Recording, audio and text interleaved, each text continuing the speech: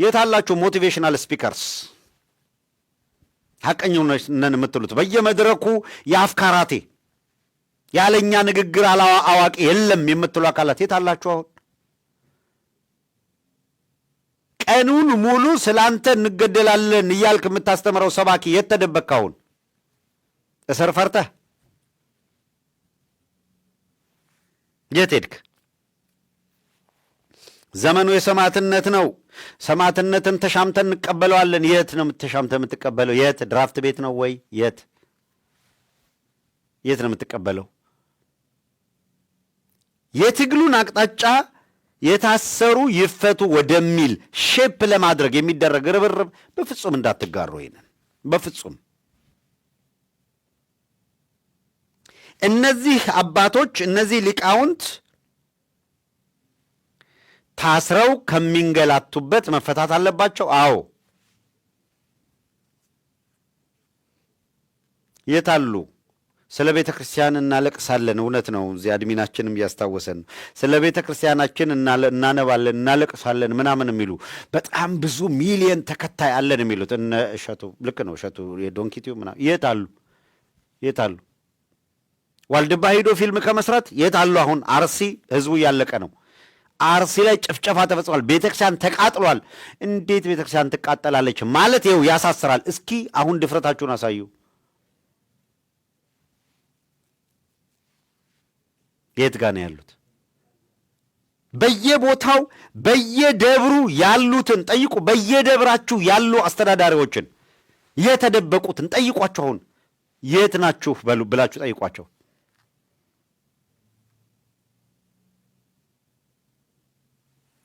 ደግ አይበረክትም እንዲሉ መምህራኖቻችን እነ መምህር ዘላለም ያለ እረፍት ሲጮሁበት የነበረው እናስታውሳለን።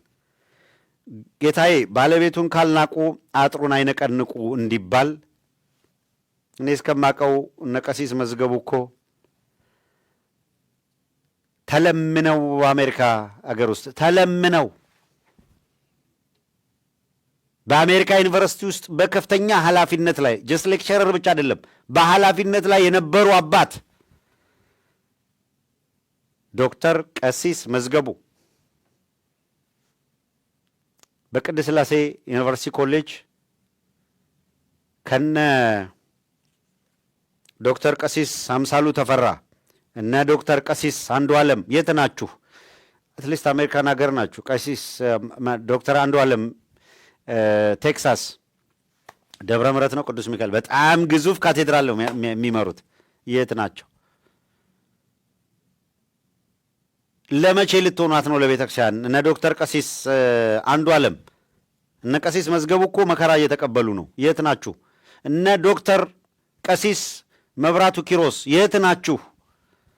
የምትከበሩ የምትወደዱ ቤተ ክርስቲያን አስተምሮ በሚገባ የምትታወቁ አባቶች ከእናንተ ጋር የእናንተ ባቸው ሆኑት በአርሲማ ህዝብ እያለቀ ዝም አልልም ብለው የተናገሩ ስርዓቱ አንቆ እስር ቤት ጥሏቸዋል። አስችሏችሁ ዝም አላችሁ? በየቦታው ላይ እዚህ አሜሪካን ሀገር፣ አውሮፓ ሀገር ጳጳሳት አሉ። እስቲ ምዕመናን በየደብሩ አንድ ነገር ጀምረዋል። የለንደን ፋኖ ደብዳቤ መላካቸውን አውቃለሁ ለየአድባራቱ በለንደን በአርሲ ጉዳይ ላይ አቋማችሁን ንገሩን። ከዛ ውጭ አምባሳደር የሚባለውን ሰውዬ ሄደን የምንታገልበት ምክንያት ምንድን ነው? አምባሳደሩ የአብይ አምባሳደር የሆነ ምናምን አጥሮ የሆነ ነገር ውስጥ ተቀምጦ የሚሰራ ከሆነ እናንተ የስርዓቱ ወኪል ሆናችሁ በእግዚአብሔር ቤት ውስጥ ለክርስቲያኑን መሞት ምክንያት ከሆናችሁና ምእመኑን እያደነዘዘን እንቀጥላለን ካላችሁ እናንተንም እንታገላችሁ ብለው ጥያቄ አቅርበውላቸዋል። ትረስት ሚ የጊዜ ጉዳይ ነው። ምእመናን እየነቁ ነው። ተደብቆ አጭበርብሮ መስቀል አውጥቶ ምናምን ማድረግ እያከተመ እያበቃለት ነው የመጣው። በሐቅ ለቤተ ክርስቲያን የሚያገለግሉት ይጸናሉ፣ የማይሆኑት ይጠረጋሉ፣ ይወጣሉ። ምርጫ የላቸውም። ወይ ያገዛዙ አገልጋይ ሆነው ይቀጥላሉ፣ ወይ ቤተ ክርስቲያንና ምእመናኗን ያገለግላሉ። አለቀ። ለሁለት ጌታ ተገዝቶ መኖር የማይቻልበት ሁኔታ ተደርሷል።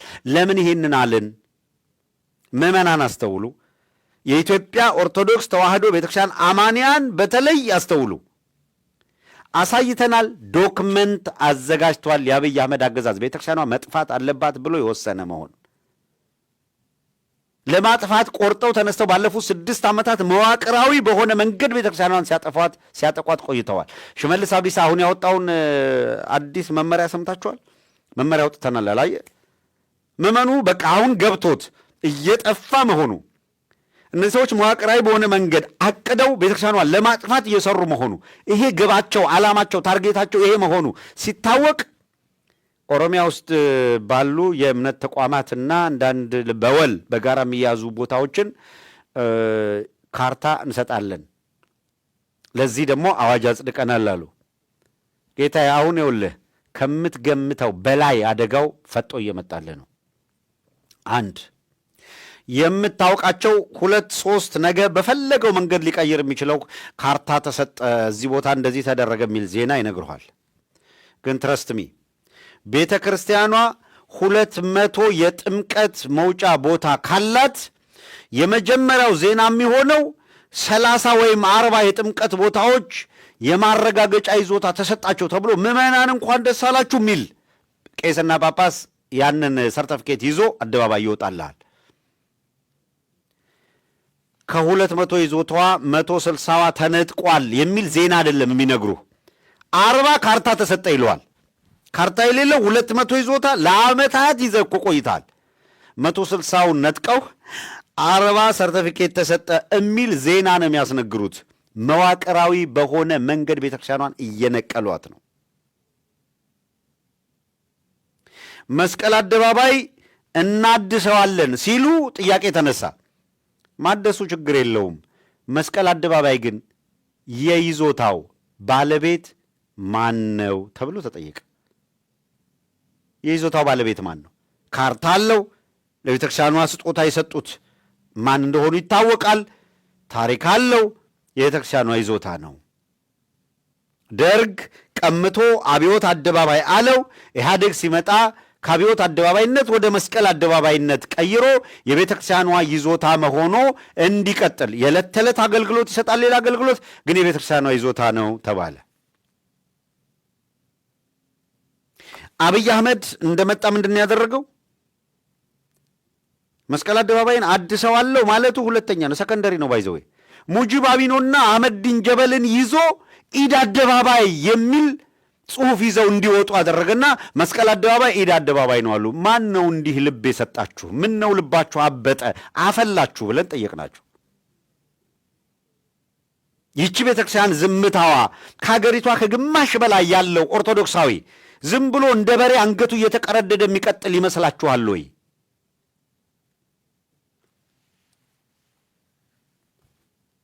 የእምነት ካባ ለብሳችሁ በኦህዴድ ማሊያ እየተጫወታችሁ ያላችሁ አካላት ስርዓት ያዙ እንጂ ተባለ፣ ተጮኸ።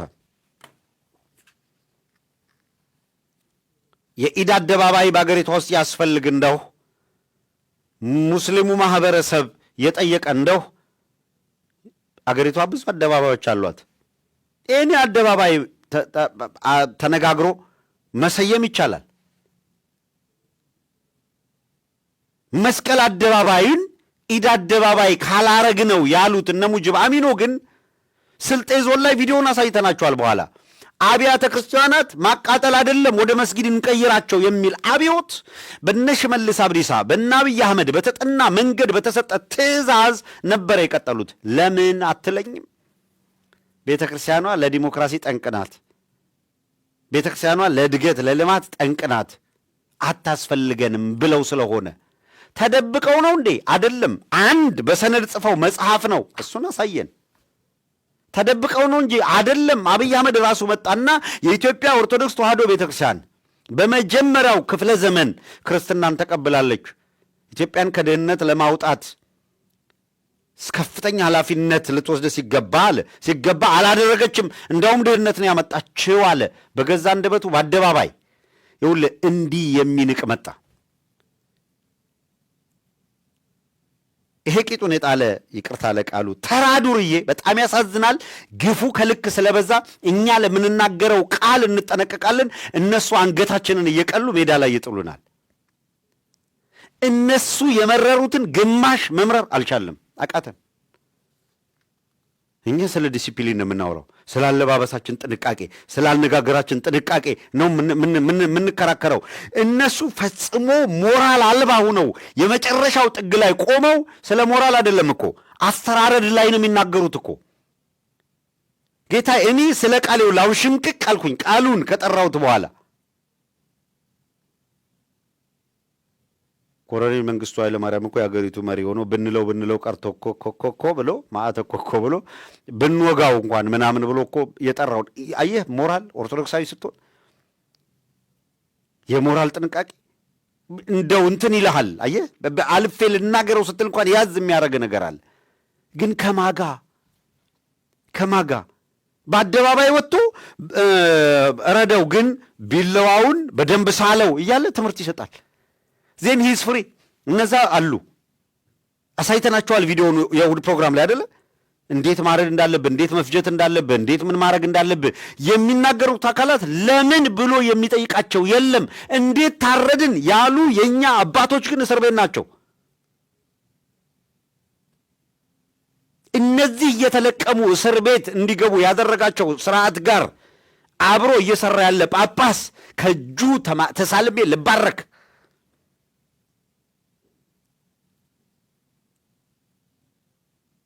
ከሐሙስ ራት በኋላ ይሁዳ ሐዋርያ ነህ ብሎ እኮ መከራከር ጉዳይ እኮ ነው የሚሆነው።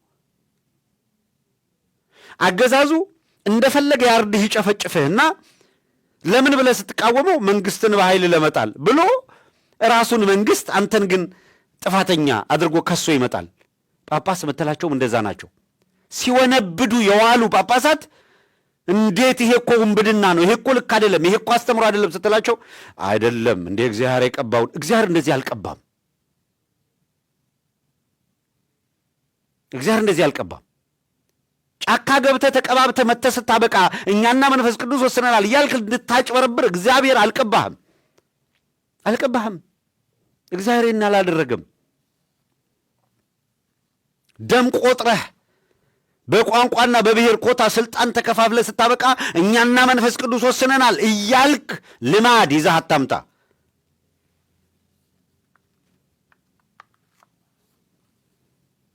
አይልም። የቤተ ክርስቲያኑ አስተምሮ ይህን አይልም።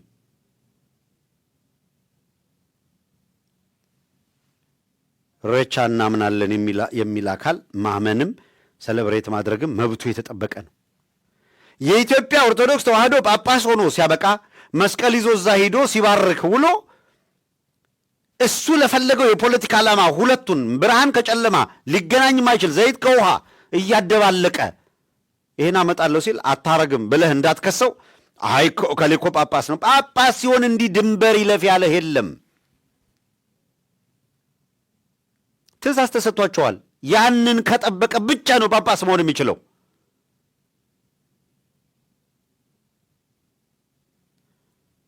እግዚአብሔር እናንተን ጳጳሳት አድርጎ ለሾመባት ለቅድስት ቤተክርስቲያንና ለመንጋ ሁሉ ትራሩ ዘንድ ይላል። ጨካኝ ሆኖ ሲገኝ ለመንጋው የማይራራ መለካዊ ሆኖ ሲገኝ ለፖለቲካ ዓላማ ቤተክርስቲያንና ምዕመናዋን ሲሰዋ ስታገኘው እሱ ጳጳስ አይደለም።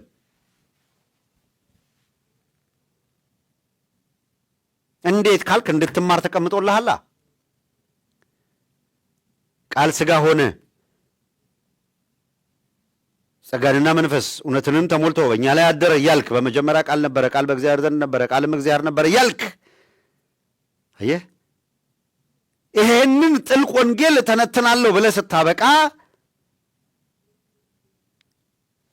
በጣም በቀላሉ ይሄንን ተነትናለሁ ብለህ ይሄንን ጥልቅ ነገር ተነትናለሁ የምትል ሰባኪ ዞር ትልና እናንተን ለመንጋው ሁሉ ትራሩ ዘንድ እናንተን ጳጳሳት አድርጎ ለሾመባት ለቤተክርስቲያንና ለመንጋው ትራሩ ዘንድ ልከኛ ሁኑ፣ የራሳችሁን ቤት የምታስተዳድሩ ይህንን ባታደርጉ የእግዚአብሔርን ቤት እንዴት ልታስተዳድሩ ትችላላችሁ? ዲያቆን ብትሆን ሚስጥር ለመጠበቅ የምትችል እንደ ቤተክርስቲያን ሕግና ስርዓት አገባብም የምትኖር ተብሎ የተቀመጠውን ይሄንን አንብበ መረዳት እንደማትችል ሆነ፣ ይሄንን አንብበ መተርጎም እንደማትችል ሆነ፣ አይ እንዲህም በተመለከተ አንናገርም፣ ኧረ ሚስጥረ ሥጋዌ፣ ሚስጥረ ጥምቀት፣ ሚስጥረ ቁርባን እያልክ እየተነተንክ ስለ ሥጋዌ እየተነተንክ ስለ ሥላሴ እየተነተንክ ጳጳሱ ሊይዝ ስለሚገባው ስርዓት የተነገረውን ይሄንን አትንካው። አየኸው፣ ራሱን ሲያጥር፣ ራሱን ሲጠብቅ፣ ለራሱ ጋርድ ሲያቆም እንዳይነካ ሲከላከል ታየዋለህ። እነካዋለሁ፣ ሕጉን አውቀዋለሁ። እነዛ ንጹሐን አባቶች፣ እነዛ ቅዱሳን አባቶች አስተምረውናል። ሕጉ፣ ስርዓቱ፣ ድንበሩ ይሄ ነው ብለውናል። ማንም ቢሆን በዚህ ምድር ላይ ሐዋርያት ከነገሩን ውጪ፣ መጽሐፍ ቅዱስ ከሚለን ውጪ፣ ቤተ ክርስቲያን ካስተማረችን ውጪ ለራሱ የተለየ ክብርና ዝና ሰጥቶ ራሱን ከቤተ ክርስቲያን በላይ አድርጎ ማንም ሲመጣ አንሰማም፣ አንቀበልምም። ከግፈኞች ጋር መተባበር መብት አይደለም። ከአላውያን ነገሥታት ጋር መተባበር ልክ አይደለም። ከዲዮቅልጥያኖስ ጋር መተባበር ልክ አይደለም። ቤተ ክርስቲያን ስደት ላይ ናት ብላችሁ አውጃችኋል። ቤተ መንግሥት ሄዳችሁ ኩኪስ ስትበሉ እናንተ የቤተ ክርስቲያን ደም ስር ተቆረጠ ያላችሁን ነው ትዝ የሚለን። ልክ ስለሆነ ስላላችሁን ብቻ እኮ አይደለም። ደም ስር መቆረጥ ማለት ለእኛ ይኸውልህ አርሲ ላይ እንደዚህ ያረዷቸው ደም ስር መቆረጥ ለእኛ ያ ነው ትርጉሙ። ለእናንተ ደግሞ እዛ ሲኖዶስ ላይ የሚጨመሩ ጳጳሳት መምጣታቸው ከእናንተ ክብር ጋር ከእናንተ ስልጣን ጋር እያያይዛችሁ ነበር። እናንተ ለካ ከበሮ ስትመቱ ስትሉ የነበረው ሁላችሁም እያልን አይደለም፣ ጥቂቶቹ። ዛሬ ግፍ፣ መከራ፣ ማያልቅ ፈተና በዚህ ህዝብ ላይ እየመጣ ነው። በፍጹም ይህን ቶለሬት አድርገን የምንሄድበት አንዳች ምድራዊ ምክንያት የለም። አንድ በጣም የሚያንገበግብ የሚያስቆጭ ነገር አንድ ቪዲዮ አለ። በጣም የሚያስቆጭ በጣም ህመም ያለው የእውነት ሰው እንዴት ከዚህ ስርዓት ጋር ይተባበራል? እንዴት አንድ ሰው ጳጳስ ሆኖ ዲያቆን ሆኖ ቄስ ሆኖ እንዴት ብላችሁ እንድትጠይቁ የሚያደርግ ኦርቶዶክሳዊነት በኢትዮጵያ ውስጥ ወንጀል ተደርጓል አይደል? አማራነት እንዴት ወንጀል እንደተደረገ፣ እንዴት እንደሚሳደድ፣ እንዴት እንደሚሰቃይ ህዝብ አማራ ሆነው ስለተገኙ ብቻ እኛ የነገርናችሁን ሐቅ፣ እኛ የነገርናችሁን እውነት ለመስማት ቸግሯችሁ ለነበራችሁ ሰዎች፣ ለመስማት ጆሮአችሁ እምቢ ብሏችሁ የነበራችሁ ሰዎች እንዴት አድርገው እንደቀለዱባቸው፣ እንዴት አድርገው እንደጨከኑባቸው፣ እንዴት አድርገው እንደተጫወቱባቸው ከነሱ አንደበት እናሰማችኋለን። ታምናላችሁ? ዞረው በገጠሩ በአርሶ አደሩ መንደር እንደነገርናችሁ እንስሳቱን አማራ ብለው ሲገሉ ይሄንን ስንናገር ፖለቲካ ነው ብሎ የሚተረጉም አለ እኮ። አይ ይሄ እኮ ለፖለቲካ ምናምን ገለመል ይልሃል። የ7 ዓመት ሕፃን ልጅ በግፍ ገለው እናት አቅሏን ስታ አእምሮዋን ስታ እውነት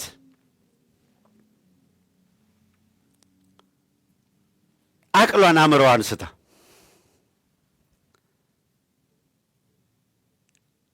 በእውነት የተወሰናችሁ ሰዎች ይህንን ቪዲዮ ከማየታችን በፊት ማንሳት የምፈልገው በተለይ ለእኛ አማራንን የምትሉን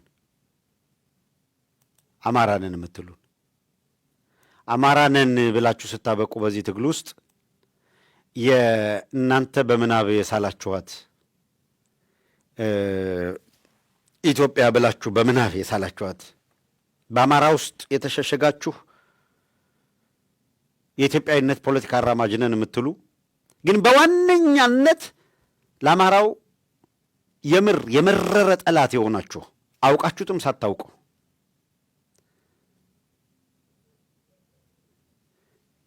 እኛ ባንችል እግዚአብሔር ይፋረዳችኋል። የእውነት ይህንን ከሰማችሁ በኋላ እግዚአብሔር ይፋረዳችኋል። የአማራን ሕዝብ በቃኝ ብሎ የተነሳበትን ለትግል የወጣበትን ዓላማ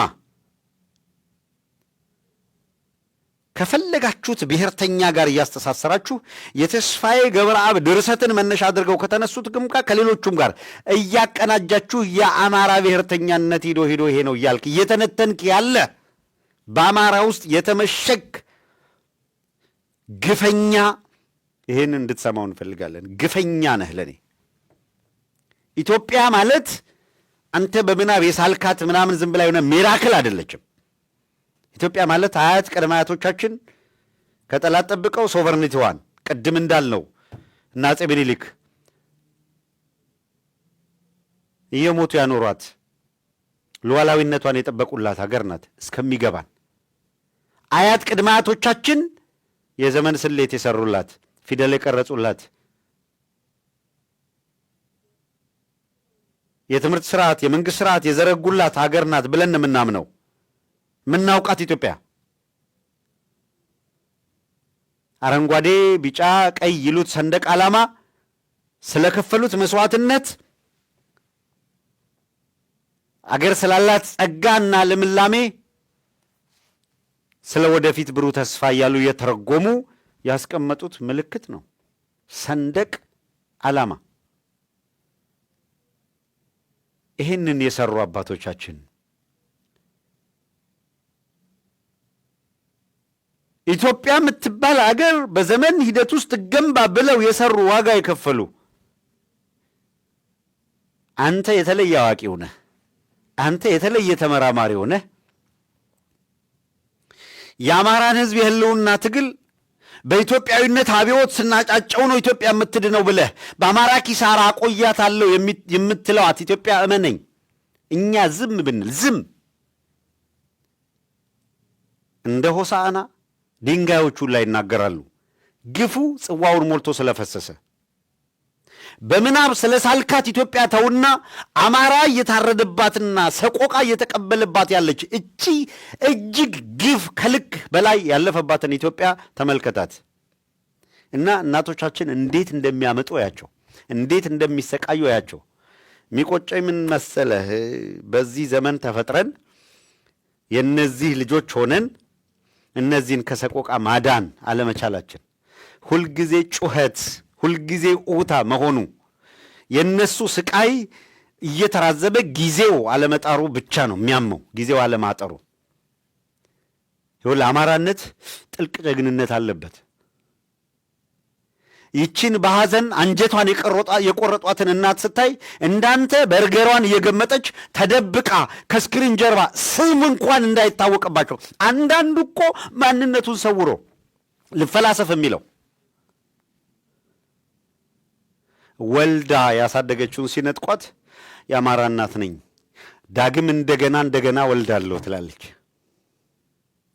እወልዳለሁ ቁጭቷን የምትወጣበት ሌላ ልጅ ይመጣል፣ ሌላ አማራ ይመጣል፣ ነንስቶፕ አይቆምም ትላለች። እግዚአብሔር ምስክሬ ነው። አልተማርክም አሉ እማማ ዝናሽ።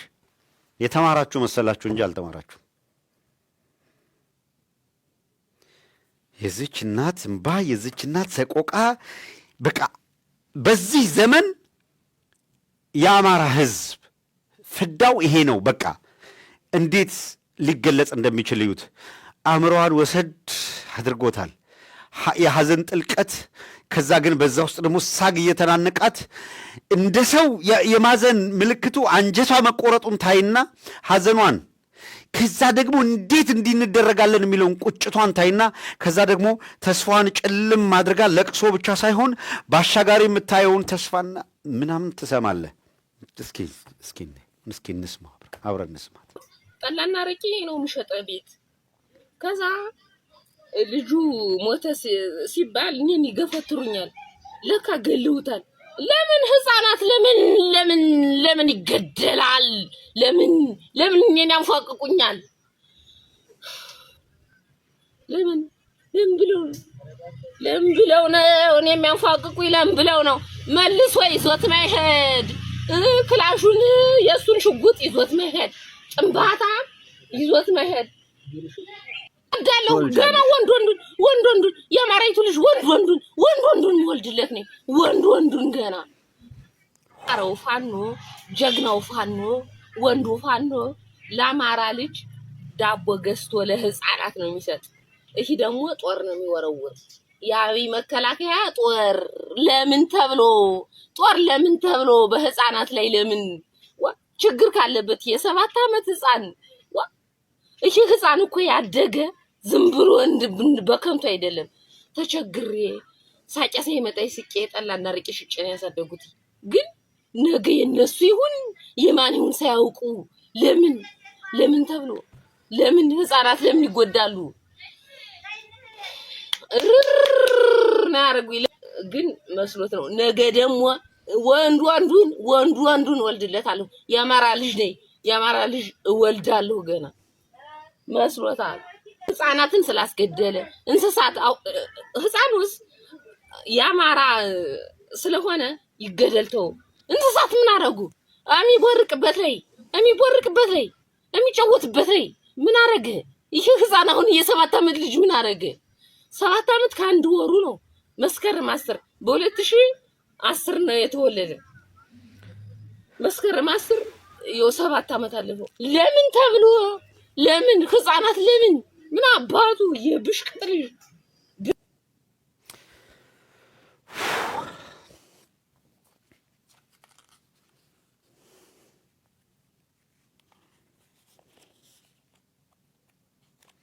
እንደገና እንስማት። ጠላና ረቂ ነው የሚሸጠ ቤት። ከዛ ልጁ ሞተ ሲባል እኔን ይገፈትሩኛል። ለካ ገለውታል። ለምን ህፃናት ለምን ይገደላል? ለምን እኔን ያንፏቅቁኛል? ለምን ብለው ነው እኔ የሚያንፏቅቁኝ? ለምን ብለው ነው? መልሶ ይዞት መሄድ ክላሹን የሱን ሽጉጥ ይዞት መሄድ ጥንባታ ይዞት መሄድ እንዳለው ገና ወንዱን የአማራይቱ ልጅ ወንዱን ወልድለት ነው ወንዱን ገና አረው ፋኖ ጀግናው ፋኖ ወንዱ ፋኖ ለአማራ ልጅ ዳቦ ገዝቶ ለህፃናት ነው የሚሰጥ። እሺ ደግሞ ጦር ነው የሚወረውር። የአብይ መከላከያ ጦር ለምን ተብሎ በህፃናት ላይ ለምን ችግር ካለበት የ7 ዓመት ህፃን እሺ ህፃን እኮ ያደገ ዝም ብሎ በከንቱ አይደለም። ተቸግሬ ሳጨሰ ይመጣይ ስቄ ጠላና ርቄ ሽጬ ነው ያሳደጉት። ግን ነገ የነሱ ይሁን የማን ይሁን ሳያውቁ ለምን ተብሎ ለምን ህፃናት ለምን ይጎዳሉ? ናርጉ ግን መስሎት ነው። ነገ ደግሞ ወንዱ አንዱን ወልድለታለሁ። የአማራ ልጅ ነኝ የአማራ ልጅ እወልዳለሁ ገና መስሎታል። ህፃናትን ስላስገደለ እንስሳት ህፃኑስ የአማራ ስለሆነ ይገደልተው። እንስሳት ምን አረጉ?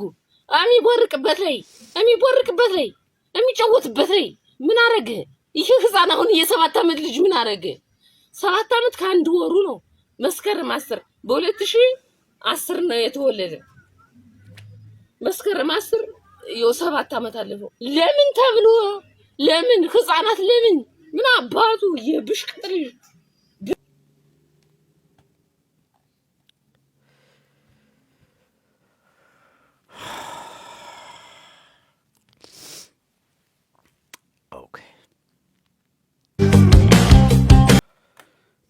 ተመልሰን መተናል። አድማጮች አብራችሁን ስለሆናችሁ በድጋሚ ከልብ እናመሰግናለን።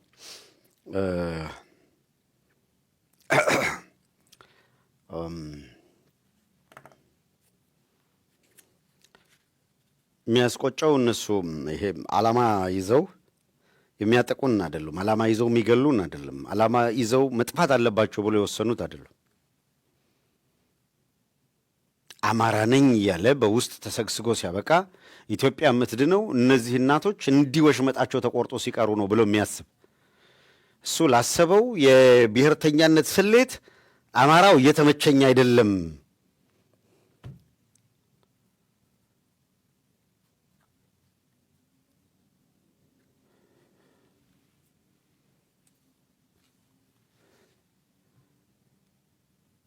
ኢትዮጵያ ውስጥ ያለ የብሔር ፖለቲካ ቁማር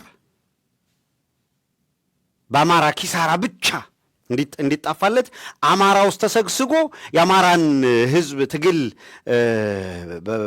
ምንድነው እንደ ግመል ሽንት ወደ ኋላ እንዲጎተት በማድረግ እሱ በህሊናዊ ሳላት ኢትዮጵያ ትድናለች ብሎ የሚያስብ ከንቱ አንተ እምቢ ስትል የውልህ ምርጫ ስለሌላት መንታ ወልጄ እታገላለሁ ገና ምትል እናት ነው ያለችው አሁን አማራ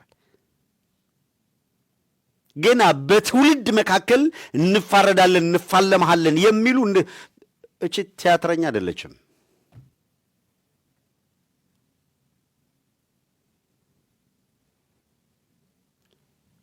ከተሜነት አተረፈልኝ የምትለው አራድነት እሷ ጋር ምናምን የለም። ያንተ አራድነት መለኪያ እሷ ጋር የለም ሊሆን ይችላል። የሥርዓቱን ውንብድና የተረዳችበት መንገድና መዳኛ መንገዷንም የመረጠችበት መንገድ ግን ካንተ ከተሜ አድግ ያለው ከምትለው እንጭጭ ከሆነ ሳቤ በምን ያህል መጠን እንደሚርቅ ደግሞ ተመልከተው።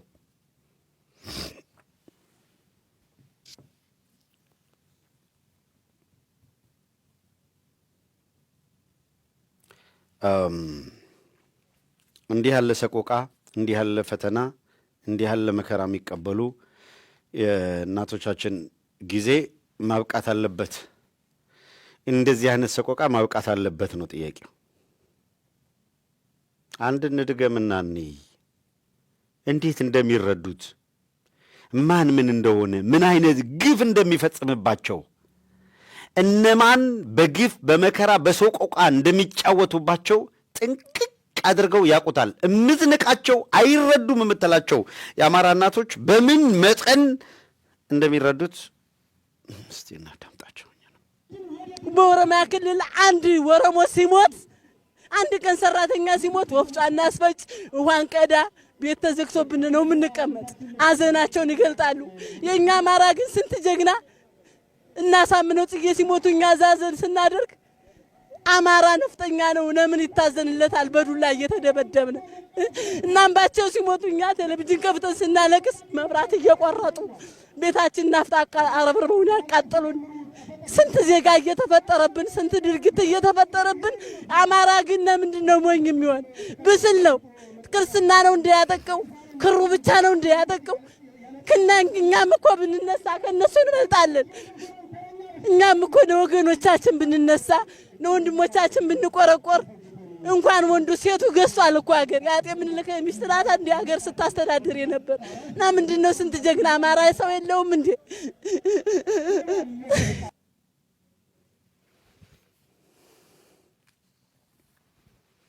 ይሄንን ቁጭት በምን ትመልሰዋለህ?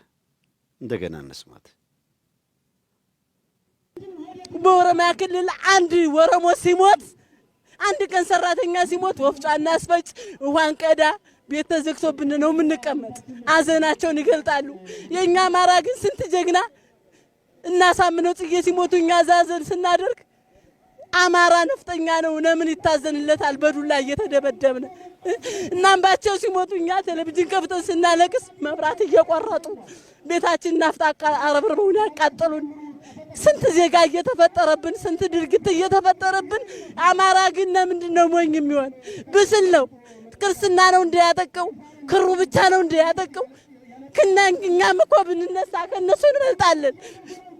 እኛም እኮ ለወገኖቻችን ብንነሳ ለወንድሞቻችን ብንቆረቆር እንኳን ወንዱ ሴቱ ገዝቷል እኮ ሀገር። ያጤ ምኒልክ ሚስት ናት እንደ ሀገር ስታስተዳድር የነበር እና ምንድነው ስንት ጀግና አማራ ሰው የለውም እንዴ?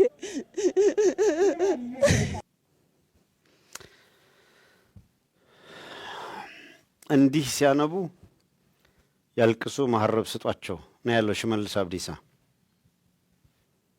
ሳዊሮስ ከሽመልስ አብዲሳ ጋር ይሰራል። ህመሙ የሚገባ እነዚህን እናቶች ህመም ስትረዳው። ሕርያቆስ ከነዚህ ጋር ነው የቆመው። እነዚህን እናቶች አንጀታቸውን እየቆረጡ ከሚያስለቅሷቸው ጋር ገርህ እንስሳት አማራ ነው ብለው የአማራ እንስሳ አማራ ነው ብለው ከብት ሜዳ ላይ ሂደው የሚቦርቅ ጥጃ ከሚገሉ ጋር ተባብሮ ሲያበቃ ጳጳስ ነው ትለኛለህ። ተባብሮ ሲያበቃ እሱ አማራ ነው ትለኛለህ።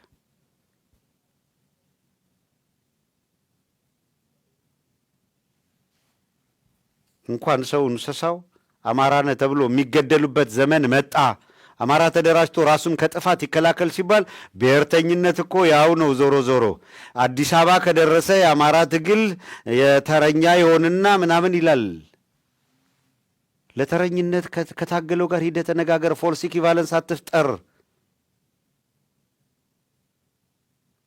ፎልስ ኢኩቫለንስ አትፍጠር። የአማራን ትግል ወደ ኋላ ለመጎተት ከመካከል እየመረጥክ የሆነ ደካማ የምትላቸውን ሰዎች ለአማራ ትግል ማጥቂያ አታድርገው። አትንጠላጠል። ግለሰቦች እየጠራህ ጥላቻ ከፋኖ ጋር ነው። እነዚህ ደግሞ መዳኛችን ፋኖ ነው እያሉ ነው። አንተ ደግሞ ከሌ እንጠለዋለሁ እንትና እንጠለዋለሁና የፋኖ መዋቅር አያስፈልግም እያልክ ነው። ብሊቭ ኦር ኖት ፌስቡክ እና ቲክቶክ ላይ አውርተኸው የሚቀረው 20 ሰው በወጉ ሊሰማህና ሊረዳ በማይችልበት ደረጃ ትለፈልፍ ይሆናል እንጂ የእነዚህን እናቶች ሕሊና ልትቀይረው አትችልም። ገና ወልጄ እታገላለሁ እያለች ነው ያለችው።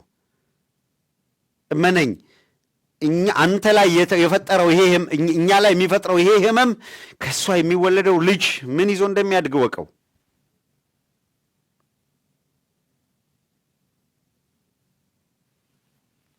እንኳን የምትጋራው ሀገር የምትጋራው ምድር ስለመኖሩ እርግጠኛ አይደለሁም። ይሄ ግፍ ማለቂያ የሌለው ግፍ እስከ ቀጠለ ድረስ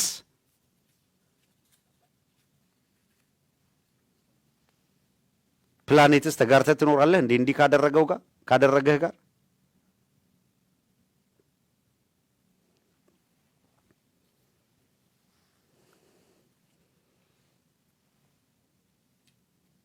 ኢትዮጵያ ማለት ለአንዳንዶቻችሁ ትርጉሟ ምንድን ነው? ምኑን ነው ኢትዮጵያ የምትሉን? ንገሩን እስኪ ንገሩን። ከዚች እናት በላይ እናንተ ኢትዮጵያዊ የሆናችሁበትን ነገር አስረዱን እስኪ። የምትነግር ስለ እቴጌ ጣይቱ ነው። የምትነግር ስለ አጼ ምኒልክ ነው። አጼ ምኒልክና እቴጌ ጣይቱ ኢትዮጵያን አቆዩት ነው እያለች ያለችው። ከኢትዮጵያዊነት ጋር ጸብ አየህባት? ፋኖ ስትል ከኢትዮጵያዊነት ጋር ስትጣላያት ወሽመጧን ቆርጠው አንጀቷን በጥሰው የ7 ዓመት ልጇን ገለው እንስሳቷን በሜዳ ላይ ገለው እርር አረጉኝ እያለች እየተሰቃየች እየተቃጠለች ያለች እናት ከኢትዮጵያ ጋር ስትጣላያት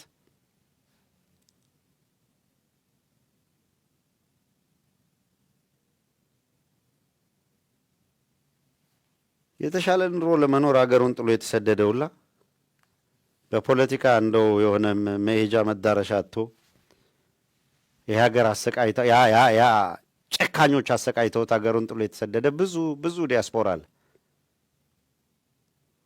የተሻለ ኑሮ ለመኖር ዲቪ ሞልቶ ይመጣል ወይ በባህር አቋርጦ ምናምን ይመጣል። ኑሮ ለማሻሻል ፍላጎት ፖለቲካ ምንም ባጠገቡ አልፎ የማያውቅ ሰው ከዛ በኋላ እነዚህ አንጀታቸው የሚቆረጡ እናቶችን ዘረኝነት ነው ይላል።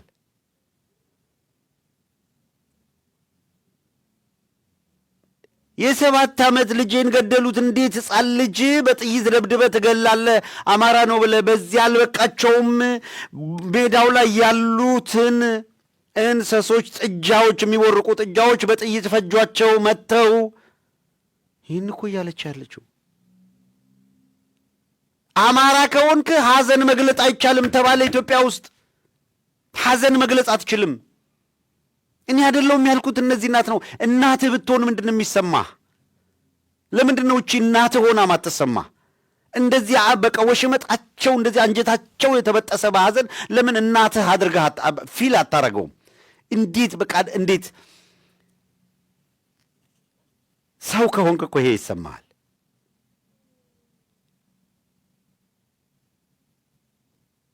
አማራ ነፍጠኛ ነው፣ ሐዘን መግለጽ አይቻልም ተባልን።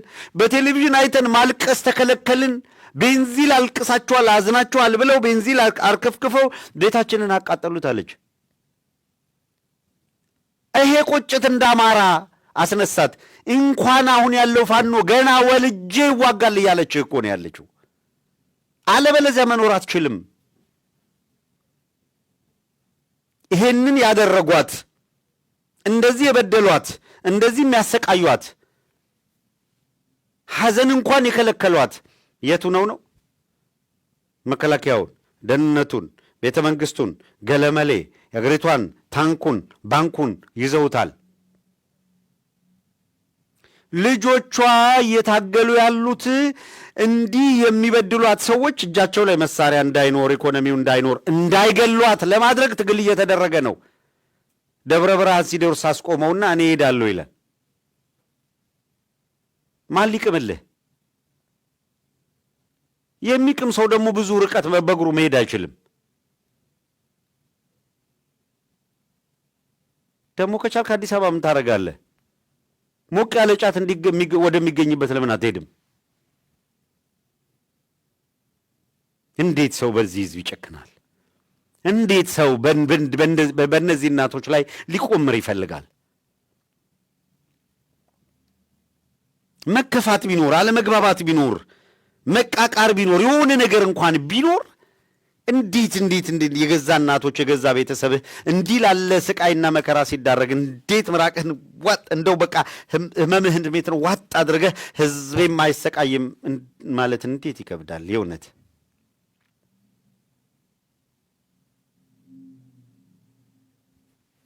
ኢየሱስ ክርስቶስ ወደ ኢየሩሳሌም ሲሄድ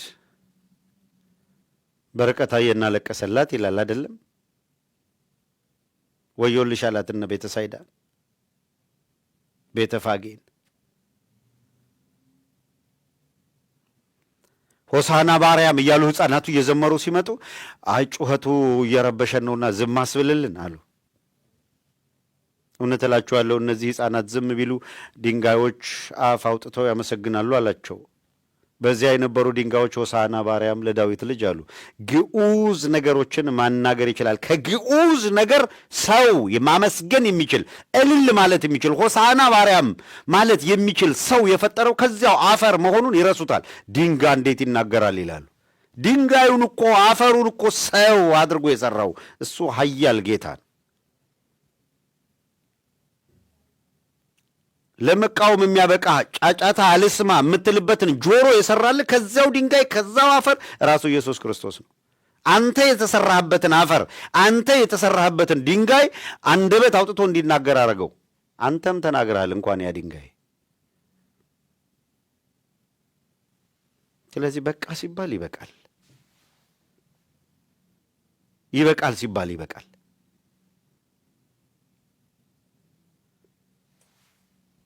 ትግል እየተደረገ ያለው በምክንያት ነው።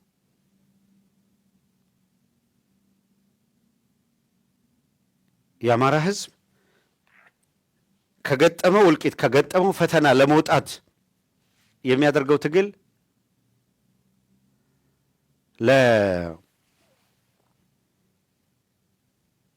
አትሊስት ነው መሳሪያ ለአገዛዙ መሳሪያ ባለመሆን ቢያንስ መሳሪያ ቱል መጠቀሚያ ባለመሆን እንኳን ቢያንስ በዚህ ተባበር። እኔ አብዝቼ የምቃወመው ልክ አይደለም የምለው የምተቸው በቃ ማልወድለት አካሄዱን ሰው እኮ ይኖራል አለም።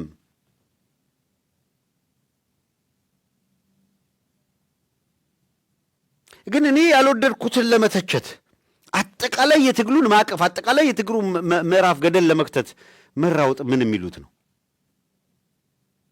በአማራ ውስጥ የተሰገሰገ ጉድ ያለማቋረጥ አካባቢያዊ ጥላቻ ይቀሰቅሳሉ።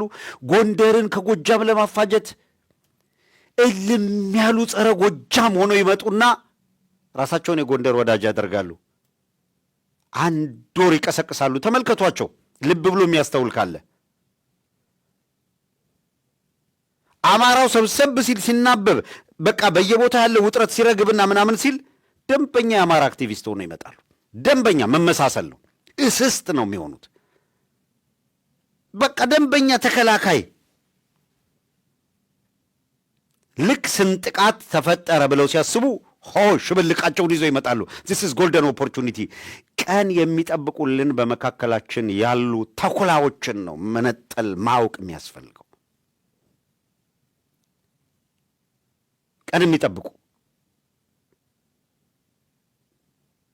መቼ ዘለው እንደሚሰፍሩብን እያሰሉ አብረውን የሚኖሩ ቀን የሚጠብቁ ቀን ዘንበል ብሏል ብለው ሲያስቡ መጥተው ይሰፍሩብሃል።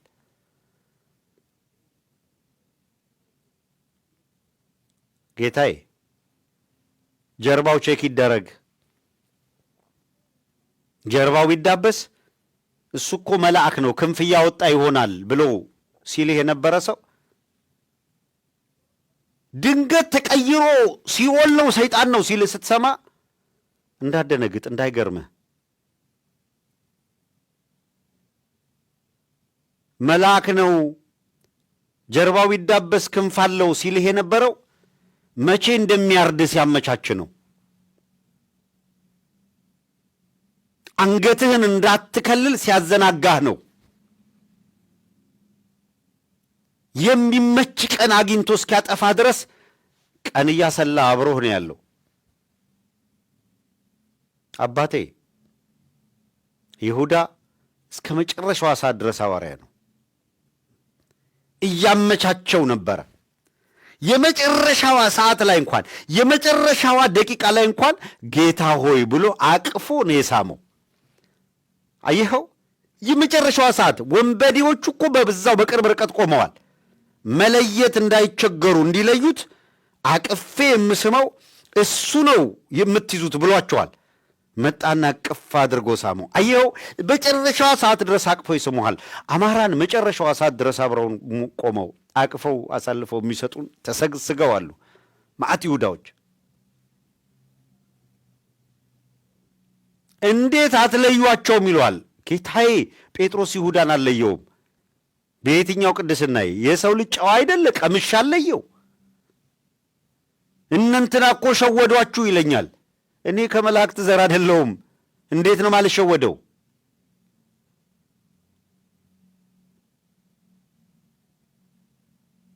አመስግነህ ሳትጨርስ ካራ ይዞ ጀርባህን ሊሰነጥቅህ የሚቆም ነው።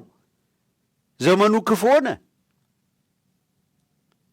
ከጠላቶች ራሴን እንጠብቃለሁ፣ ከወዳጆች የጠብቀኝ ጌታ ሆይ ያልን እኮ የምንወጣበት የምንጸልይበት ዘመን ነው።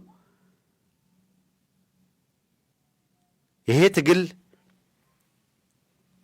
ይሄ የህልውና ትግል በመሃል የሰገሰጋቸውን በተለይ ኢትዮጵያዊነትን መደበቂያ የሚያደርጉ ግን አማራንን የሚሉ ተኩላዎችን በጥንቃቄ ተከታተሏቸው። ተኩላ ናቸው። በጎችን ነጥለው የሚበሉ ተኩላዎች በኢትዮጵያዊነት ስም ነው የሚደበቁት። አማራን በዘረኝነት የሚከሱ ግን አማራንን የሚሉትን በጣም በጥንቃቄ ያዋቸው።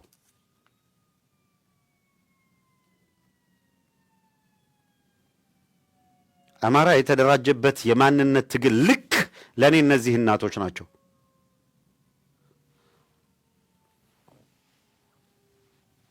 እና በጥንቃቄ በጣም በጥንቃቄ መለየት መታገልም ያስፈልጋል የሚለውን ለማንሳት ነው። ለአንድ ወር የቀሰቀሰልህ ፍጹም ጸረ ጎጃም ይሆናል። በሚቀጥለው ወር ደግሞ ፍጹም ጸረ ጎንደር ሆኖ ይመጣልሃል። ጎጃምና ጎንደር መካከል ሽብልቅ ለማግባት ለአንድ ወር ጎንደር ይሆናል። በሚቀጥለው ወር ላይ ወሎዬ ይሆናል። በቀጣዩ ደግሞ ሸዋ ይገባልሃል። ሲገላበት ታገኘዋለህ።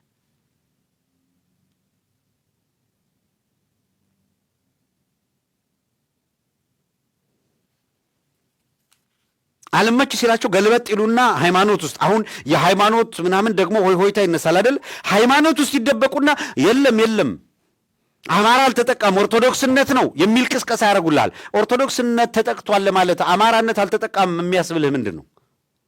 አየው፣ ቀን የሚጠብቅ የአማራ ትግል ወጊ ነው።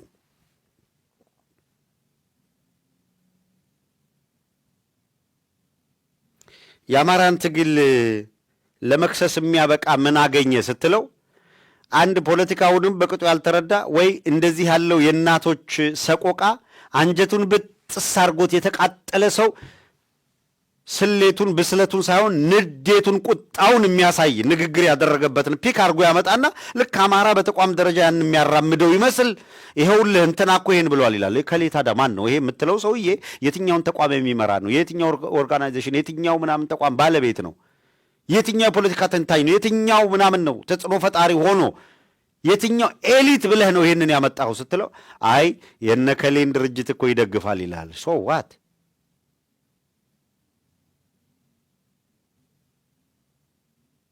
እንደዚህ ሲሉ ትዝ የሚለኝ መምህር ደጉ የሚባሉ በቅድስት ሥላሴ ዩኒቨርሲቲ የምታውቋቸው ነፍስ ይማር ነፍስ ይማር መምህር ደጉ የሚገርሙ ታላቅ መምህር ነበሩ። እናም ሲያስተምሩ አንዳንድ ጊዜ ያስደነግጣሉ።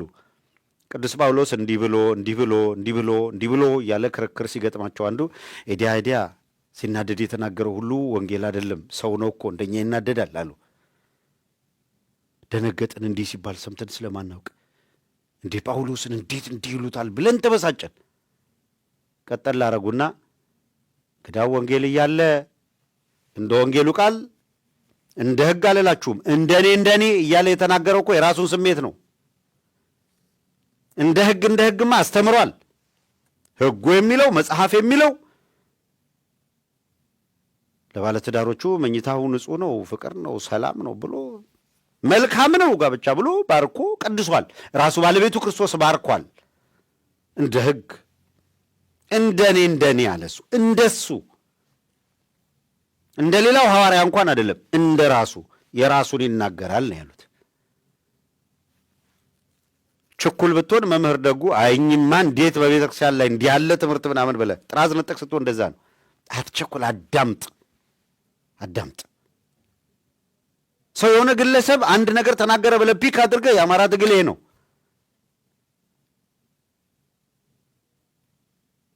ስንት ሻለቃ ጦር፣ ስንት ብርጌድ፣ ስንት ክፍለ ጦር፣ ስንት እዝ፣ ስንት ኮር ባለበት፣ ስንት አርሶ አደር በገፍ እየታገለ ባለበት ውስጥ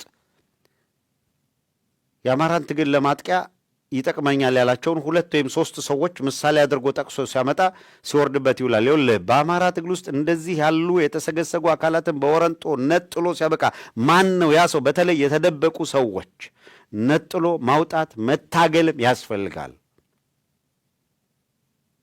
ይሄን የሚያናገረን ቁጭት ነው። የሚያስቆጨን ደግሞ የቀደሙ ህመም ነው። ይሄን ደግሞ እንስማ። ፍትህ ለአርሲ ምዕመናን። ደመና ጥሩ ነው፣ ዝናብም ደስ ይላል። ደመና ሲቀር ግን በጣም ያሳዝናል። ጭጋጉ ይገፈፍ፣ ሰማዩም ይምጣና ዝናብ ይውረድልን። ደም አይሁንና። ፍትህ ለአርሲ ምዕመናን። ጌታዬ አንተ መስቀል ይዞ ከሚያጭበረብረን ጳጳስ ትበልጣለህ።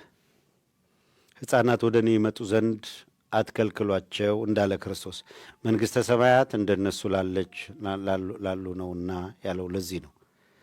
አሁን መልካም እሱ ራሱ ይምጣና ይሄኛው ከዚህ ቅዱስ ከሆነ ሕፃን ይልቅ እንደዚህ ያለችዋ ደግሞ ወንበዴ ነውረኛ በሀገር የምትቆምር ቀውስ የምትጋግር ላበላት የምትጮህ ነውረኛ ሚኒስትር የሚል ስልጣን ያላት ደግሞ እንዲህ ትላለች። ተመልከት። እሷን ደግሞ ስማ። እንዴት ናችሁ? ያው እንደምታውቁት 7ኛው ሀገራዊ ምርጫ በስኬት እና በድል ተጠናቋል ማለት ነው። የድምጽ ቆጠራው ደግሞ ሲጠናቀቅ የትኛው ፓርቲ እንዳሸነፈ የትኛው ፓርቲ ስንት ድምጽ እንዳገኘ ምርጫ ቦርድ የሚያሳውቅ ይሆናል ማለት ነው። ነገር ግን ወደ ኋላ መለስ ብዬ ይህ 7ኛው ሀገራዊ ምርጫ እንዳይሳካ በርካታ ጥረቶች ሲደረጉ ነበር። መንግስት ብዙ ነገሮችን ህዝብ ስጋት ውስጥ ላለመክተት ኮሚኒኬት ስለማያደርግ ነው እንጂ በጣም ብዙ ቦታ ብዙ ቦምቦች እየተለቀሙ ነበር። ንጹሃን ላይ የተቃጣ በጣም በርካታ ጥቃቶች የታሰቡትን መንግስት ማክሸፍ ችሏል ማለት ነው። በዚህ ደግሞ በጣም የተናደዱ በዚህ የተበሳጩ ይሄ ምርጫ እንዳይካሄድ በጣም ብዙ ነገር ከውስጥም ከውጭም አቅዶ ሲሰሩ የነበሩ አካላት የዚህ አንዱ አካል የሆነው አርሲ ላይ የተፈጠረው ሁኔታ ነው ማለት ነው። አርሲ ላይ የተፈጠረው ሁኔታ የታጠቀው ኃይል እንግዲህ በተደጋጋሚ ምርጫው እንዳይካሄድ በጣም ብዙ ዛቻ ሲያደርግ ነበረ። እንዲሁም ደግሞ በጣም ህዝቡ ሞቶ እንዳይመርጥ ሲያስጠነቅቅ ነበር። ህዝብ ግን ይሄንን ሊሰማ አልቻለም። ህዝብ መንግስት ይፈልጋል። ህዝብ ጠንካራ ስርዓት እንደሚፈልግ በይፋ አሁን ያቺ እንግዲህ ሚኒስትር የሚል ስልጣን አላት። አርሲን ጀስቲፋይ ልታደረግ ነው የመጣችው። ሺዝ ሙስሊም የአብይ ሙስሊም ማለት ነው።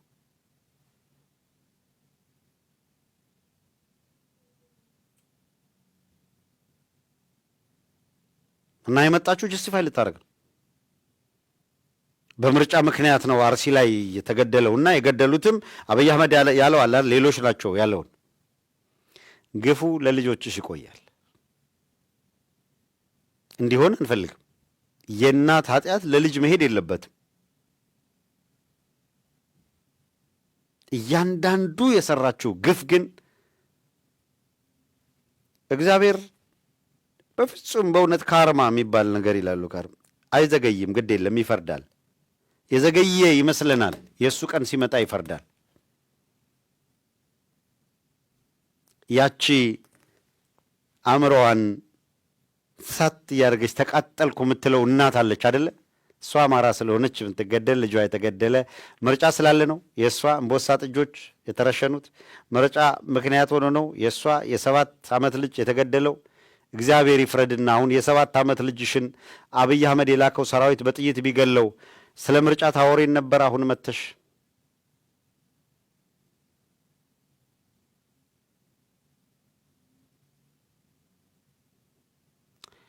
እንደዚህ ካሉ ጭካኞች ጋር እንደዚህ ካሉ ግፈኞች ጋር ኢትዮጵያዊ ተብለን መቆጠር በጣም ህመም የሚፈጥር ነው። የእነዚህን ሰዎች ሁኔታ እዚህ ላይ ላብቃና ወደ ሌላው መረጃ ልለፍ። የትግራይ አዋጅና ዝግጅት አለ። የድሮኖች ዳግም ተመቶ መውደቅ አለ። ከዚያም የአብይ አገዛዝ ዓለም አቀፍ ፍርድ ቤት ጉዳይ አለ። እነዚህን ላንሳ። ከኦርቶዶክስ አንጻር ያነሳሁትን ሰመራይዝ ለማድረግ እባካችሁን የታሰሩ ይፈቱ ወደሚል አብዮት መሄድ አይደለም። ይልቅ የሚሻለው ለሰማዕትነት መሽቀዳደም፣ መታሰር የዘመኑ ሰማዕትነት ከሆነ የታሰሩት ይፈቱ ሳይሆን እነሱ ወዳሉበት መሄድ። እናንተ ሩቆና ይችላል ያገዛዙ ካድሬ ነው ይሄንን የሚለው።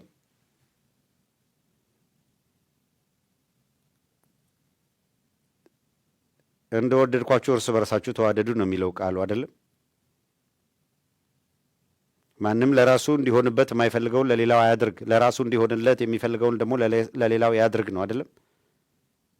ያላደረግኩትን እየተናገርኩ አይደለም፣ ያልኖርኩበትን እየመከርኩ አይደለም ያለሁት። ሰብአዊ መብት ተጥሷል፣ ዴሞክራሲያዊ መብት ተጥሷል ብዬ ባሰብኩበት ጊዜ እስር ቤት ወዳሉ ወንድሞች ሄጄ ዋቢ አድርጌ በተደጋጋሚ ተናግሬያለሁ። ሄጄ እንመጣለን፣ አብዮት ከእስር ቤት ይጀምራል፣ እንኳን መታሰርን ሞትን እንጠየፈዋለን፣ ከዚህ በኋላ አንፈራም፣ ትግላችን የአደባባይ ይሆናል፣ እንገላሃለን፣ እናስራሃለን፣ እንዲህ እናረጋለን የሚል ዛቻ አንሰማም አለን። አድርገን አሳይተናል። ዜን በየአደባባዩ ደርግ ወድቋል፣ ኢህአዴግ ይወድቃል፣ ይህ ስርዓት ያበቃለታል ብለን አለን። የስርዓቱን ግፈኛነት ተቃወመን። እንደ ቃላችን የታሰሩት ወገኖችን ሄደን ተቀላቀልናቸው። እስር ቤት የአብዮት መነሻ ሆነ፣ ስርዓት አከተመ። ጌታዬ ሲታሰሩ የታሰሩ ይፈቱ በሚል አብዮት ስርዓታዊ ለውጥ አታመጣም። ሞት፣ ስደትና እስርን አታስቆመው። እስርን የምታስቆመው የታሰረ ይፈታ እያልክ በመጮህ አይደለም። ምሳሌ ፕሮፌሰር መስፍን ወልደ ማርያም እንዲህ ብለው ነበረ። የኢትዮጵያ ሕዝብ በሶስት ይከፈላል። የታሰረ፣ ታስሮ የተፈታ፣ ወደፊት የሚታሰር አሉ። በወቅቱ ልክ ነበሩ። የታሰረ አለ፣ ታስሮ የተፈታ ብዙ ነው። ሌላው የቀረው ደግሞ ወደፊት ይታሰራል። ዞን 9 የሚል የብሎገሮች ግሩፕ ነበረ። ዞን 9 የተባለበት ቁልፍ ምክንያት 8 ዞን አለ በቃሊቲ። እናም ሌሎቹ ሊጠይቁ ወደ ቃሊቲ ሄዱ። ጠያቂዎች የዞን 9 ብሎገሮች ዞን 9 የሚል መጠሪያ አልነበራቸውም። ተሰባስበው ታስረው ነበረ። እናም ለምን ጻፋችሁ? ለምን ይሄን አደረጋችሁ? ለምን ተቃወማችሁ? ምርጫውን ልታደናቅፉ ነው በሚል ነው የታሰሩት። ተሰብስበው የመጡትን ሊጠይቋቸው የመጡትን ሰዎች እነሱ ቃሊቲ ውስጥ 8 ዞኖች አሉ። ሊጠይቋቸው የመጡትን እንዴት ናችሁ ዞን 9ኞች አሏቸው። ለምን እዚህ 8 ዞን አለ፣ እናንተም ሰፊ ነው እንጂ እስር ቤት ነው፣ ነጻነት እኮ የላችሁም ለማለት ቃሊቲ ካሉት 8 ዞኖች ባሻገር በቀሪው የኢትዮጵያ ክፍል ያለ በሙሉ 9ኛው ዞን ላይ ነው ያለው በሚል ዞን 9ኞች አሏቸው። የእነሱ መጠሪያ ስማቸው ዞን 9 ሆነ።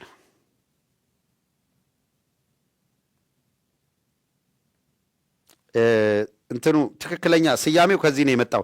ተገላቢጦሽ ግን የዞን 9 ግሩፖች ከመታሰራቸው በፊት ሌሎች የታሰሩትን ሊጠይቁ ሲሄዱ ነው ከውስጥ እስር ቤት ያለው ሰው ከ8 ዞን ስለመጣ እናንተ ከዞን 9 ነው የመጣችሁት ዞን 9ኞች ስላላቸው ከዚህ በኋላ እኛ ዞን 9 የሚል መጠሪያ ይኖረን ብለው ራሳቸውን ዞን 9 ብለው ጠሩ።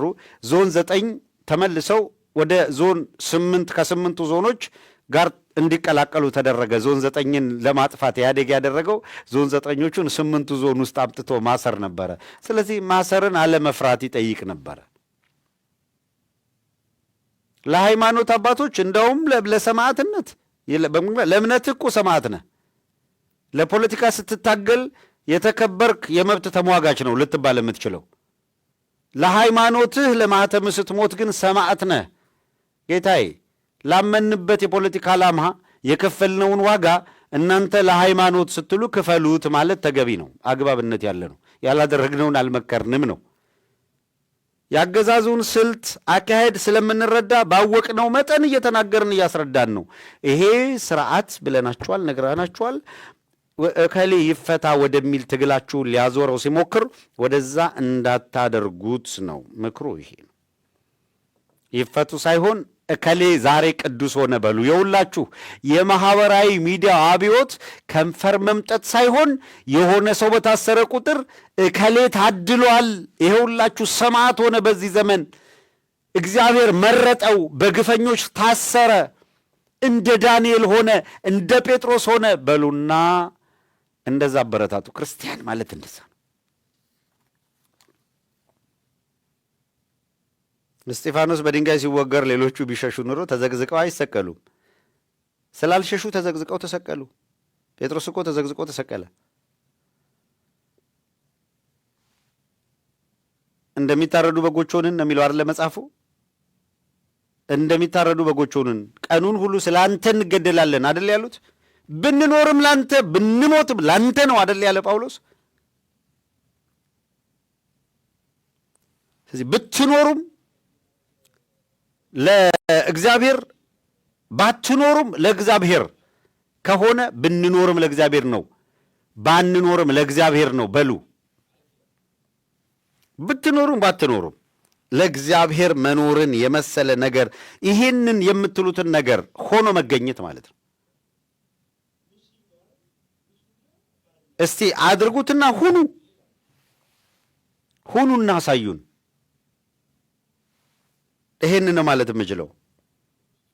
ወደ ሌላኛው ሳልፍ የትግራይ አዋጅና ዝግጅት፣ የድሮኖች ዳግም ተመቶ መውደቅና የአብይ አገዛዝ በዓለም አቀፍ ፍርድ ቤት የሚለውን ላንሳ። የትግራይ አዋጅና ዝግጅትን በተመለከተ በጣም ብዙዎች ቁጥራቸው ቀላል ያልሆነ ለምን ትግራይን በተመለከተ አዋጅ ተነግሯል፣ አዋጁን በተመለከተ ዝም አላችሁ፣ አስተያየት ስጡበት እንጂ የእናንተ አመለካከት ምንድን ነው? አንዳንዱ ደግሞ ጅል ነው፣ በእውነቱ ፈራችሁ እንዴ የሚል አለ። ምኑን ምንፈራው? ከሀሳብ ጋር መች እንዴ! በዚህማ እንደው ልንጠረጠር በማይገባው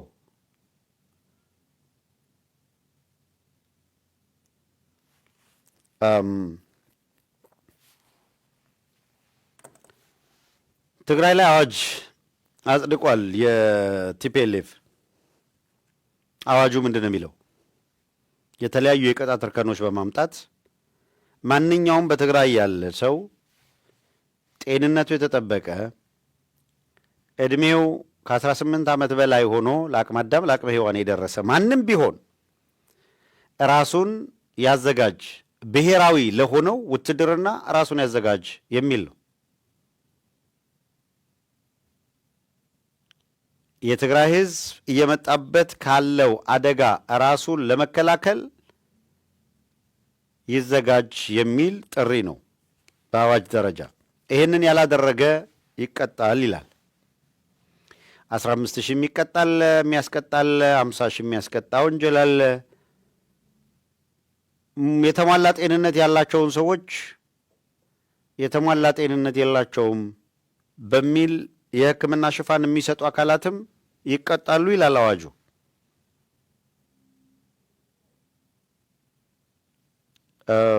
ይሄ አዋጅ ዝም ብለን መጀመሪያ እንደ አዋጅ እንየውና አብይ አህመድ በፈለገበት ጊዜ የአስቸኳይ አዋጅ እያለ ባለፉት 6 ዓመታት ሲያውጅ ነበር። የአስቸኳይ ጊዜ አዋጅ ብሎ ሲያውጅ ሁሉንም ሰብአዊ መብቶች ይገድባቸዋል። በሁሉም ሰብአዊ መብቶች ላይ ክልከላ አለ ብሎ ይላል። አንድ በሉልኝ። ሁለተኛው አብይ አህመድ ስልጣኔን ከነካችሁ ነው ያለው። ስልጣን ከነካችሁ አስተውሉ። አሁን ይሄንን ስልጣን ከነካችሁብኝ ከዚህ በፊት ይገደላል፣ የኛ ግን ይብሳል ነው ያለው አይደል? በብዙ እጥፍ ነው የሚመጣው። 60-70 ሺህ ሰው በቀን ያልቃል አይደለም ያለው? ምን ከሆነ ስልጣኔን ከነካችሁ 60-70 ሺህ በቀን ያልቃል። ይህንን ካወጀ ከአብይ አህመድ ጋር ተሰልፎ የአብይ አህመድ ካድሬ ሆኖ ሲያበቃ ትግራይ አብይ ሊወረን ስለሆነ ራስህን መከላከል አለብህ፣ የትግራይ ህዝብን መከላከል አለብህ፣ ብሔራዊ ዘመቻ ግዴታ ነው የሚል አዋጅ ታወጀ። ሰምታችሁ ይህን አዋጅ ምናምን ይልሃል ማለት ነው። ነውረኛ። ስልጣኔን ከነካችሁ በቀን 70 ሺህ ሰው ያልቃል ከሚል ወንበዴ ቡድን ጋር ቆመህ ነው እንዴ ትግራይ ላይ ብሔራዊ ውትድርና አዋጅ ታወጀ የምትለኝ? እኛ ብንጠይቅ ያምርብናል።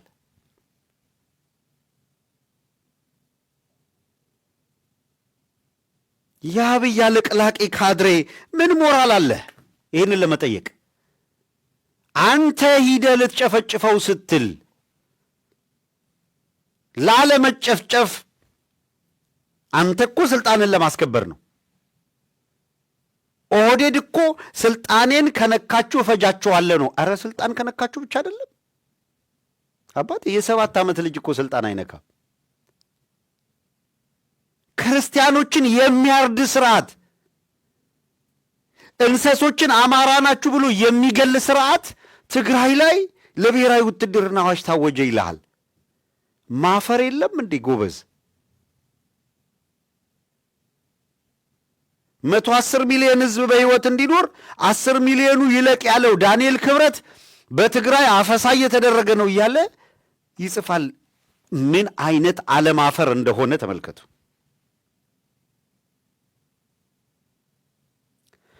ኧረ አንዳንዶቹ በጣም ነው የሚያስቁት። ከህገ መንግስቱ ጋር ይቃረናል፣ ከክልሉ ህገ መንግስት ጋር ከምናምን እረድ ይላል። እንደ ህገ መንግስት እያረዳችሁ ያላችሁት 10 ሚሊዮኑ ቢያልቅ 110 ሚሊዮኑ በሰላም ይኖራል የምትሉ ሰዎች፣ የእኛ ስልጣን ከተነካ በቀን 70-80 ሺህ ሰው ያልቃል ከዚህ በፊት ከምታውቁት ግድያ በብዙ ጥፍ ያላችሁ ሰዎች ቲፒኤልኤፍ ስልጣን ሊያስከብር እንኳን ቢሆን ይህንን ያወጀው ምን ይገርማችኋል? እናንተ ሞራል የላችሁ። የስርዓቱ ሰዎች ዝም በሉ፣ የሚሻላችሁ ዝምታን። ትግራይ ሂደል እንደመስስ ስለሆነ የትግራይ ህዝብ እንዳይነሳ ቲፒኤልኤፍ ምናምን መስሚያ የላቸውም ወዳጄ። ስታንቋርር ብትል ጉዳያቸው አይደለም።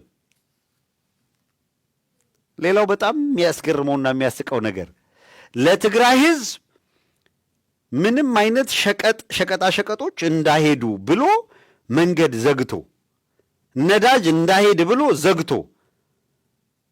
የሕክምና ቁሳቁስ መድኃኒት እንዳይገባ ከልክሎ ያለ ፍላጎታቸው ይታፈሳሉ ይላል። አዝኖላቸው የታመሙ ሆስፒታል ያሉ የትግራይ ተወላጆች መድኃኒት እንዳያገኙ ከልክለ ስታበቃ፣ ወጣቱ ጦር ሜዳ ያለ ፍላጎቱ እየሄደ ነው ብለህ አዝነህ ነው ወይስ ወጣቱ በስፋት ወደ ጦር ሜዳ ሄዶ ሊያናፍጥህ መሆኑ ገብቶ ፈርተህ ነው? ዳይፐር ቢወልቅ ጉድህ ይታያል። ፍራቻን ያናፈላችሁ፣ ስጋትን ያንቀጠቀጣችሁ፣ ሊተባበሩብን ነው ብላችሁ ደንግጣችኋል። ትንታኔያችሁ የድንጋጤ ነው እንጂ ምን ሞራል አላችሁ እናንተ? እናንተ መድኃኒት ከልክላችሁ፣ እናንተ ሲጅ አድርጋችሁ፣ እናንተ የዕለት ምግብ ከልክላችሁት እንዲሞት ነው።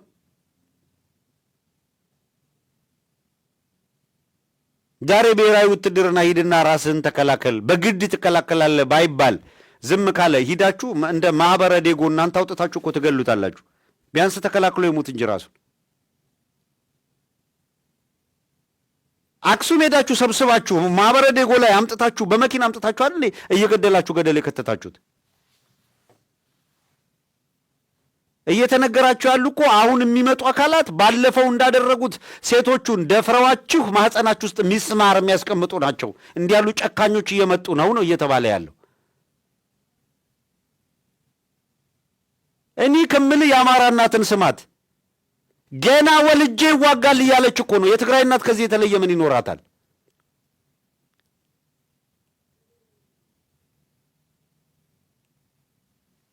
ጌታ እኔ ግብስብስ ፕሮፓጋንዲስት አይደለሁም።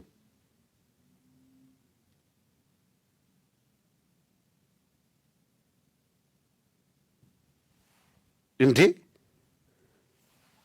አይ ቆይስ ይሄን ብል ፖለቲካ ኮሬክትነስ ይሄን ከማን ፖለቲካ ከሚያጋቆ ነው ፖለቲካ ኮሬክትነስ የምንለው? ፖለቲካ እጅ እግር የለውም። ኦህዴድ የሚያራምደው ፖለቲካ የኦህዴድ ቅጥረኛ ካድሬውላ በውጭም በውስጥም ሆነህ ምታናፍል ምትጎፈላ ሁላ ትግራይ ብሔራዊ አዋጅ ታወጀ ምናምን ይልልሃል።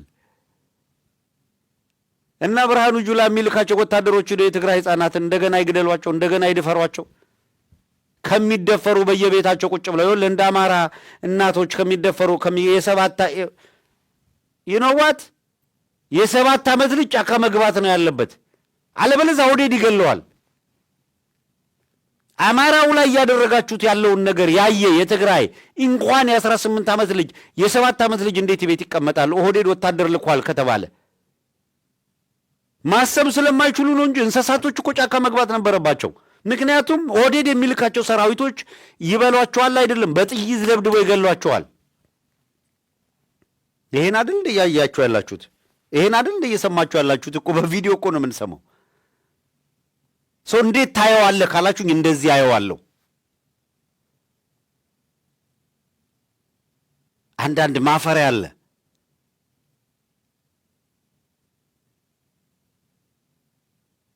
በጣም ነው የሚገርመኝ። አማራ ነኝ ብሎ ሲያበቃ ይህንን እናቱን በዚህ ወቅት እንደዚህ እያሰቃየ ያለውን ኦህዴድን ትቶ የ27 ዓመቷ ወያኔ ይልልሃል።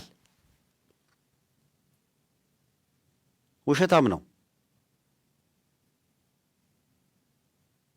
ለአማራ ህዝብ ምናምን በማሰብ አይደለም። ወያኔ ሲልህም ስርዓታዊ ጥላቻ ውስጡ የለም። ስርዓታዊ ጥላቻ ካለው ይሄ ህገ መንግስት፣ ይሄ ፌዴራል ስርዓት፣ ይሄ ጨካኝ አረመኔ የኦህዴድ ኃይል አገሪቷን የሚገዛበት ስርዓት ወያኔያዊ የምንለውና የምትጠየፈው ስርዓት ነው። የምትጠየፈውን ስርዓት ይዞ ግን እየገደለ ያለና የምትጠየፈውን ስርዓት ይዞ ግን ቢያንስ በአንተ ላይ ያልዘመተብህ አካል የተሻለ አይሆንም እንዴ? ይዞት እንኳን ቢሆን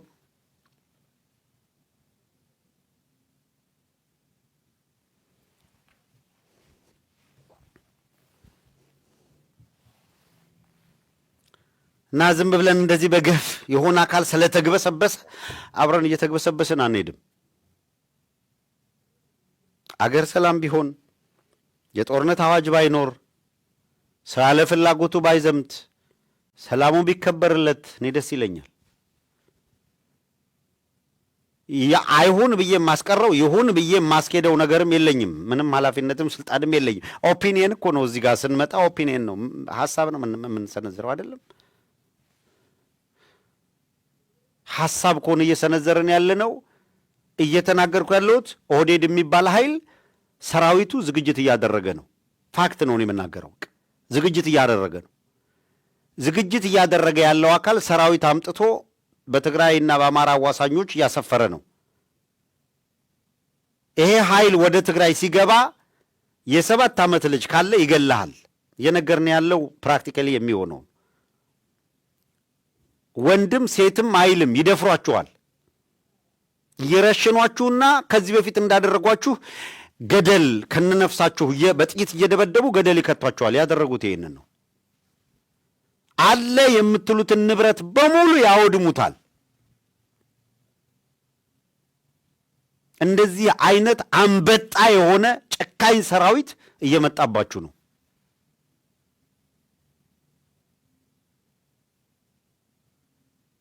የማታውቁትን አይደለም፣ ፕራክቲስ አድርጋችሁ አይታችሁታል። ከዚያ በከፋ ሁኔታ እየመጣ ነው። በከፋ ሁኔታ አትሊስት በመጀመሪያው ዙር መተውና ትግራይ ላይ በዘመቱበት ጊዜ ደፍረዋል፣ ገለዋል፣ ይሄን አድርገዋል አይደለ? የ7 ዓመት ሕፃን ልጅና እንስሳቶቹን ግን ትግሬ ናችሁ እያሏቸው አይገሏቸውም ነበረ። ከአርሶ አደሩ ላይ ቀምተው ይበሉ ነበር። አዎ። አሁን ግን ጭካኔያቸውን አሳድገውት የ7 ዓመት ሕፃን ልጅ አማራ ነው ብለው እየገደሉ ነው። ስለ ትግሬ ነህ ብለው ይገሉሃል። እየነገርን ነው። የ7 ዓመት ልጅም ብትሆን የ4 ዓመት ልጅም ብትሆን ይገሉሃል። ከብቶች ምናምን ካሉ የሚበሉትን ይበላሉ፣ የማይበሉትን ይገላሉ። እኔ ዝም ብዬ ምነግርህ አይደለም። ይኸውልህ ፕራክቲካሊ በቪዲዮ አምጥተን ያሰማናችሁ ናቸው። ካለፈው ይልቅ ጨካኝ፣ ካለፈው ይልቅ አረመኔ ሆነዋል። ባለፈው 1 ሚሊዮን ነው አይደል የገደሉት። ከዛ በኋላ እነ ዳንኤል ክብረት 10 ሚሊዮን ቢያልቅ 110ሩ በሰላም ይኖራል የሚል እሳቤ ይዘው ነው የሚመጡት። ባለፈው በቀን ውስጥ 4,000 5,000 ምናምን ሺህ ሞቶ ሊሆን ይችላል። አሁን ግን በቀን 60 70 80 ሺህ እንገላለን፣ ይሄንን እናደርጋለን ብሎ እየዛተ ነው አብይ አህመድ ወደ እናንተ የሚመጣው። ወደ አማራ እንደዛ ብሎ እንደመጣ ሁላ ይሄ የሚመጣባችሁ ቻሌንጅ ነው። ቀጥሎስ እዛ ትግራይ ላይ ደግሞ የህወሓት ኃይሎች ብሔራዊ ዘመቻ ውጀናል፣ እዛ ውስጥ ካልገባችሁ 10 ሺህ እንቀጣችኋለን፣ 50 ሺህ እንቀጣችኋለን ብለዋችኋል። የትኛው ነው የከፋው? እኛ መረጃ አቅርበናል። አመዛዘናችሁ መወሰን ለእናንተ ትተነዋል። እኔን ማን ወሳኝ አረገኝ? የሚመችህን ወስን። የትግራይ አዋጅና ዝግጅትን በተመለከተ ልል የምችለው ይሄን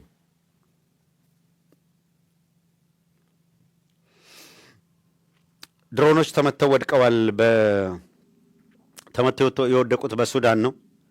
ባለፈው ጊዜ እንደምታስታውሱት ከባህር ዳር የተነሳ ድሮን ካርቱም ላይ ጥቃት ፈጸመ። ይሄንን በተመለከተ ዓለም ተንጫጫ። የተወሰኑ ሀገሮችም ማሳሰቢያ ሰጡ ወዘተረፈ። ሱዳን የአብይ አገዛዝን ከሰሰች። ከዚያ ትንሽ ቆይቶ ወደ ሱዳንና የኢትዮጵያ አዋሳኝ ብሉ ናይል አካባቢ ጦርነቶች ተቀሰቀሱ። 3-4 ወረዳዎችን ሱዳኖች ተቆጣጠሩ። አብይ አህመድ ተደጋጋሚ ድሮኖች ወደዛ ላከ። በተከታታይ በነበሩ የውጊያ ሂደቶች ወደ 4 ድሮኖች ተቆረጠሙ፣ አለቀ። አሁን ደግሞ እንደገና ካርቱም ሰማይ ላይ ድሮኖች ሲያንዣብቡ ተገኙ። የሱዳን ምድር ኃይል ዋዴቨር ከላይ የሚያንዣብቡ ድሮኖችን በአየር መቃወሚያ ሰላምታ ቀረቡላቸው። ቲንክ 2 ድሮን ፈጥፍጠዋል። ኡምዱርማን ያለው ኤርፖርት ተደጋጋሚ ጥቃት ከዚህ ቀደም ደርሶበታል። በእርግጥ ድሮኖቹ ከየት የተነሱ ድሮኖች ናቸው የሚለው እስካሁን ይፋዊ የሆነ ማብራሪያ አልተሰጠበትም። ግን ድሮኖች ተመተው ወድቀዋል። ይሄ ባለፈው ከ2 ሳምንት በፊት አብይ የላከው ድሮን ምንድነው ኩምሩክ ጋር ነበር የወደቀው። ኡምዱርማን ደግሞ የማን ድሮን ከየት የተነሳ ነው የሚለው እስካሁን ድረስ በይፋ የተገለጠ አይደለም። ለማንኛውም ግን የድሮኖች መመታትና መውደቅ ይፋ ሆኗል። ሌላው የአብይ አገዛዝ እንደምታውቁት ወደ 1 ቢሊየን ይሄ ዶላር የዩሮ ቦንድ ዕዳ አገሪቱ አለባት። ይሄ የዩሮ ቦንድ ዕዳ ህዝቡን ሲዋሹ ነበረ። ከ3 ዓመት ከ4 ዓመት በፊት ጀምሮ የቦንድ ዕዳው ሽግሽግ ተደረገ። ለተራዘመ ጊዜ የተደረገ ድርድር እየተደረገ ነው ወዘተረፈ ሲሉ ቆይተው ባለፈው ጊዜ ዜናውን ነግረናችኋል። የድርድር ሂደቱ ፈርሷል።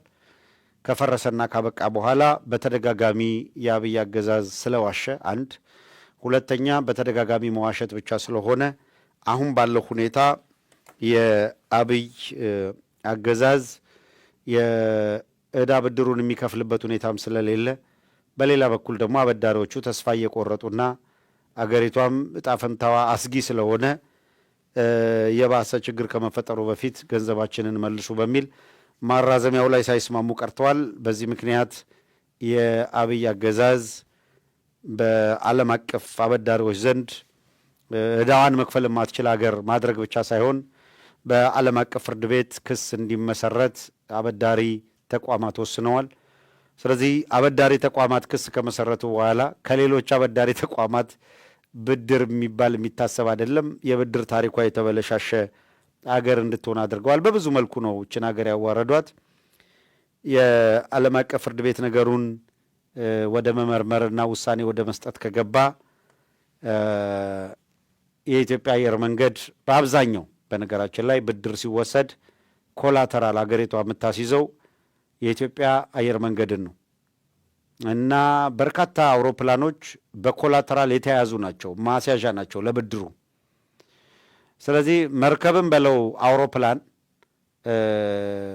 በዓለም አቀፍ አቪዬሽን ሕግ መሰረት በተለይ አውሮፕላኖች በአቪዬሽን ሕግ መሰረት ከአበዳሪ ድርጅቶች ዕዳ ካለባቸውና አውሮፕላኖች በኮላተራል ከተያዙ አውሮፕላኑ ከቆመበት ቦታ ከቆመበት ዋሽንግተን ዲሲ መጥቶ ሲያርፍ ከዋሽንግተን ዲሲ አበዳሪ ድርጅቱ በኮላተራል ከይዞት ከሆነ ከዋሽንግተን ዲሲ አስነስቶ መውሰድ ይችላል። ዓለም አቀፍ ሕግ ነው። ስለዚህ ክሱ ከቀጠለ አብይ አህመድ አልከፍልም ብሎ በሀገሪቷ በጀት ድሮንና ጥይት መግዛቱን ከቀጠለ የኢትዮጵያ አየር መንገድ አውሮፕላኖች ከየቦታው ላይ የተለቀሙ የአበዳሪዎች ሲሳይ ይሆናሉ ማለት ነው።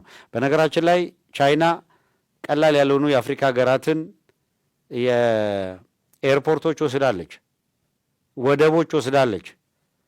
አበድራ በኮላተራል አየር መንገድ ያስያዙ አየር መንገድ የተወሰደባቸዋሉ፣ ወደብ ያስያዙ ኮላተራል ወደብ የተወሰደባቸዋሉ። ስለዚህ ወደ ከባድ ኪሳራ አገሪቷን መቀመቅ እየከተቱ ያሉ አካላት ናቸው።